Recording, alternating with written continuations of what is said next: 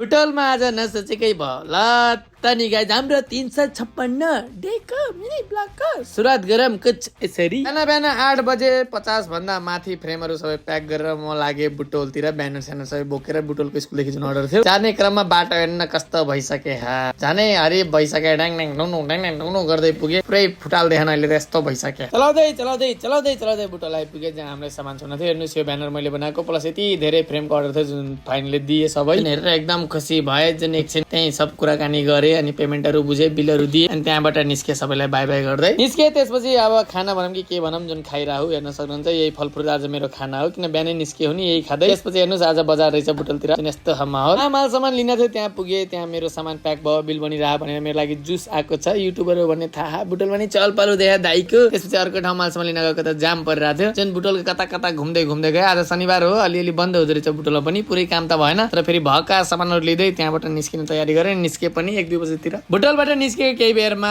पसलतिर आइपुगे। आउँदै कामकाजतिर भिडिहाले हेर्न सक्नुहुन्छ के बनाउनु थियो बनाउनुतिर लागिहाल्यो। के खाँदै काम गर्दै त्यसपछि डेलिभरी छोड्नतिर गए। यहाँ हेर्न सक्नुहुन्छ मैले उहाँको ह्याप्पी एनिभर्सरी भन्दै सामान दिइरहेको थिएँ तर उहाँको एनिभर्सरी नै उहाँको मम्मीको एनिभर्सरी रहेछ। जुन मम्मी कता हुनुहुन्थ्यो उहाँ मम्मीको नाममा सामान लिन आउनु भएको थियो जुन मैले उहाँलाई विश गरिरहे। अर्डर छोडी अर्को ठाउँ अर्डर प्रगतिनगर छोड्न थियो। जुन छोड्ने ठाउँमा आए यो मन्दिरको कार्यक्रम छन् के 8-9 दिनका जुन सबै काम हामीलाई देखाउन सम्पूर्ण जुन सामानहरू आएका आइपुराका पुरै छौँ हामीले के अर्डर गरेका गरे हुनुहुन्छ उहाँहरूले। फेरि भागदौड गर्दा पसलमा आए भाइहरू आथे फ्रेमहरू के लिन जुन बनाइ भाइहरूले दिए। त्यसपछि लास्ट आजको सरप्राइज र एउटा अर्डर छोड्न गए। उहाँको अङ्कलले जापानबाट पठाइदिनु भएको थियो जुन हामीले उहाँको ह्याप्पी बर्थडे भन्दै बहिनीले सबै सामान दियौँ के सामान आएको थियो प्लस विश गर्दै। चिन्ता भागदौड गर्दै गयो आज मेरो त त्यही त लत्ता निकै बाई बाई थाक्यो अब सुत्न पर्यो।